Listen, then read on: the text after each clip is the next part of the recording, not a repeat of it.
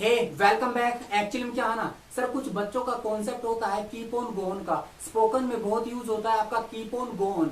Sir concept ये है कि कीप ऑन गो ऑन के बाद वर्ब क्या होगा, ये सेंस क्या बनाएगा, इसका कॉन्सेप्ट क्या होगा, इसका नेगेटिव क्या होगा और इंट्रोगेटिव सेंटेंस इसका क्या होगा। आज इस कीप ऑन गो ऑन के कॉन्सेप्ट पर ही काम करना है। ये सेंटेंस में काम क्या करता है, इसका यूज कैसे होगा। देखिए यहाँ पर मैंने क्या कहा बाबू, कीप ऑन और गो ऑन। सर ये सेंटेंस में काम क्या करेगा, सबसे पहला काम क्या है कि गो ऑन और कीप ऑन के बाद आपका क्या आएगा, वर्ब का फोर्थ फॉर्म। अब सर कुछ बच्चों का कॉन्सेप्ट होता है वर्ब का फोर्थ फॉर्म सर बनता कैसे, इसको समझे कैसे। वर्ब का फोर्थ फॉर्म बनाने के लिए आपको वर्ब का फर्स्ट फॉर्म के साथ क्या करना, आईएनजी का यूज करना है। तो क्या बन जाएगा, V4। जैसे कि आपने कहा गो प्लस आईएनजी, तो क्या बन गया, गोइंग।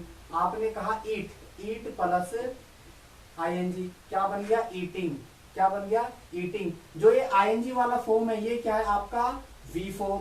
और जो ये गो और ईट है ये क्या है, V1। तो V1 से ही क्या बनता है आपका V4। सिर्फ तुम्हें क्या करना है, वर्ब का कोई भी फर्स्ट फॉर्म चाहे कोई भी हो, उसके बाद कर देना आईएनजी, क्या बन जाएगा, V4।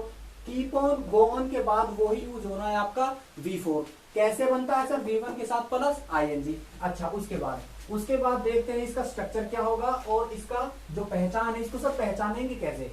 सबसे पहली चीज मैंने क्या लिखा, कीप ऑन और इधर लिखा गो ऑन। इसका सर पहचान क्या है और स्ट्रक्चर क्या है। जब कीप ऑन गो ऑन के बाद वर्ब का फोर्थ फॉर्म लग जाता है तो इसका जो स्ट्रक्चर बनता है वो बनता है ता रहता है का मतलब है कि कोई काम होता रहता है। जैसे मोहन खेलता रहता है, मैं किताब पढ़ता रहता हूँ, तुम दिल्ली जाते रहते हो। ता रहता है या फिर ती रहती है, क्या कहा बाबू, ता रहता है या फिर ती रहती है। कीप ऑन गो ऑन के बाद V4 का यूज होने पर सेंस क्या निकल जाएगा, ता रहता है, ती रहती है, कोई काम होता रहता है। समझ में आई बात। उसके बाद क्या है सर, इसका जो स्ट्रक्चर है ना वो क्या होगा, देखो एक बार मैंने कहा कीप ऑन गो ऑन, और ये आपका keeps on go on goes on भी हो जाएगा। ये हो जाएगा कीप्स ऑन और हो जाएगा आपका गोज ऑन। तो sir keeps on go on क्या होगा, गोज ऑन कैसे होगा, और आपका कीप ऑन गो ऑन होगा कैसे। कीप के साथ एस कब लगेगा, कॉन्सेप्ट क्या है, और गो के साथ ईएस कब लगेगा, कॉन्सेप्ट क्या है। देखिए इधर आपने कहा ये क्या है आपका कीप वर्ब का फर्स्ट फॉर्म, और कीप्स क्या हो गया आपका वर्ब का पांचवा फॉर्म। गो क्या है आपका वर्ब का फर्स्ट फॉर्म, गोज क्या हो गया वर्ब का पांचवा फॉर्म। अब सर ये फोर्थ फॉर्म तो आपने बता दिया, ये पांचवा फॉर्म क्या है, जब वर्ब की फर्स्ट फॉर्म के साथ एस या ईएस लग जाता है तो क्या बन जाता है, वर्ब का पांचवा फॉर्म। सर ये कैसे बनेगा, जैसे कि गो प्लस ईएस कर दिया तो क्या बन गया बाबू, गोज। आपने कर दिया ईट, क्या कर दिया, ईट के साथ आपने कर दिया एस, तो क्या बन गया बाबू, ईट्स। जो ये गोज ईट्स, या फिर मैंने कहा प्ले के बाद आपने एस कर दिया तो क्या बन गया, प्लेस। आपने कहा वॉश के साथ आपने ईएस कर दिया तो क्या बन गया, ये वॉशिज, क्या बन गया, वॉशिज। जो एस या ईएस वाली वर्ब है ये क्या है आपकी वर्ब का पांचवा फॉर्म, और जो ये गो ईट प्ले या वॉश है ये क्या आपका वर्ब का पहला फॉर्म। वर्ब के पहले फॉर्म से ही बनता है आपका V5 और वर्ब के पहले फॉर्म से ही बनता है आपका V4।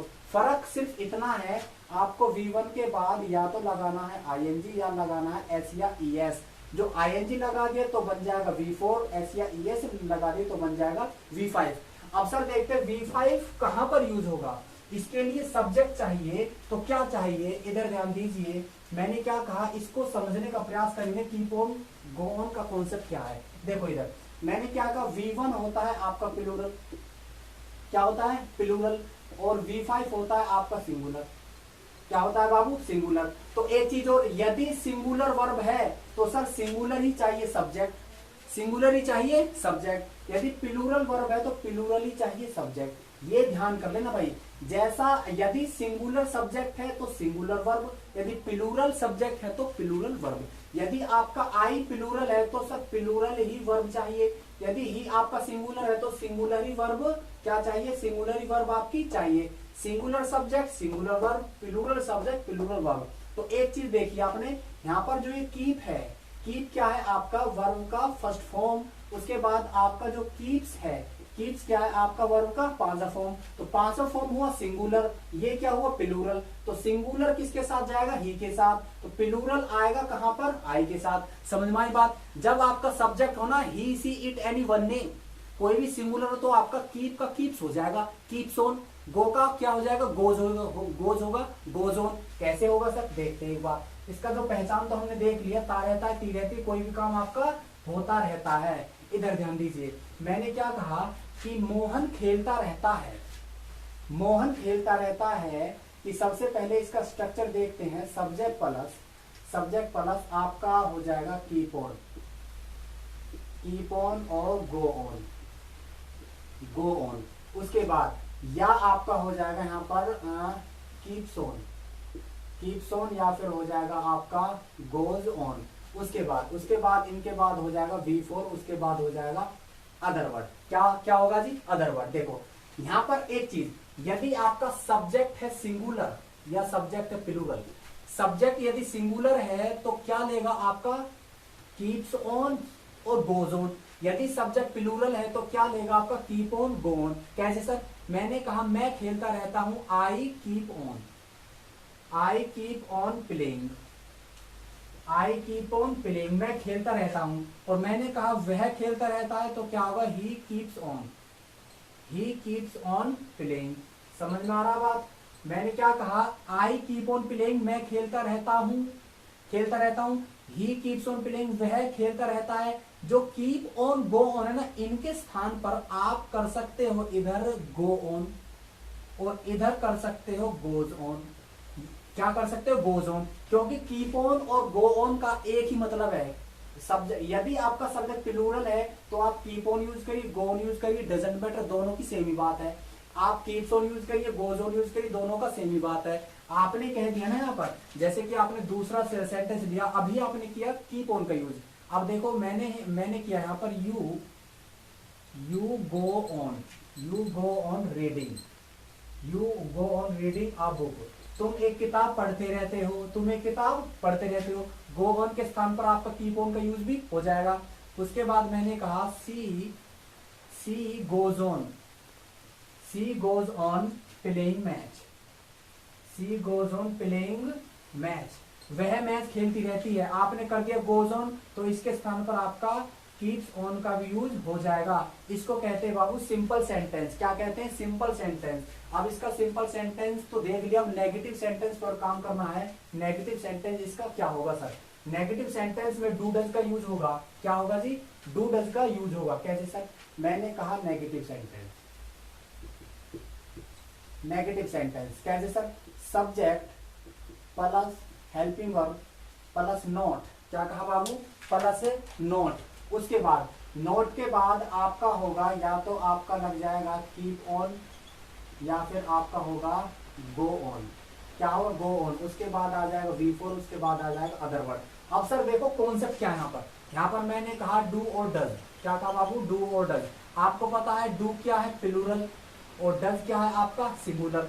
तो मैंने एक चीज कहा था कि helping verb is depend on the subject. यदि हेल्पिंग वर्ब सब्जेक्ट यदि सिंगुलर है तो हेल्पिंग वर्ब भी सिंगुलर ही होगा। यदि सब्जेक्ट प्लूरल है तो क्या होगा, हेल्पिंग वर्ब भी आपका प्लूरल ही होगा। यदि सब्जेक्ट आपका आई है तो क्या होगा जी, डू होगा।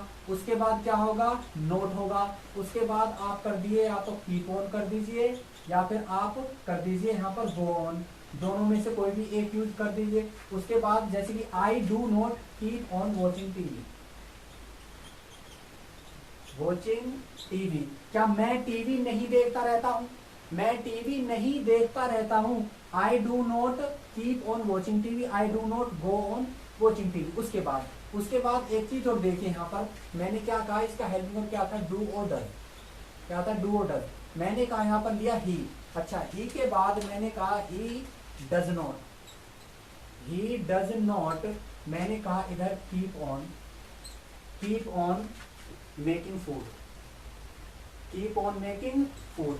अब यहाँ ध्यान दे, अब आपका कंफ्यूजन जो दिमाग होगा ना वो यहाँ होगा। कहाँ होगा सर, आपने लगा दिया सिंगुलर सब्जेक्ट, यहाँ पर सर कीप्स क्यों नहीं किया, ये भी तो बात होगी ना। यहाँ पर सर कीप्स क्यों नहीं किया, सर यहाँ पर आपका नेगेटिव सेंटेंस में इंट्रोगेटिव में कीप ऑन गो ऑन ही रहेगा, सब्जेक्ट चाहे सिंगुलर हो चाहे प्लूरल हो। वो क्यों सर?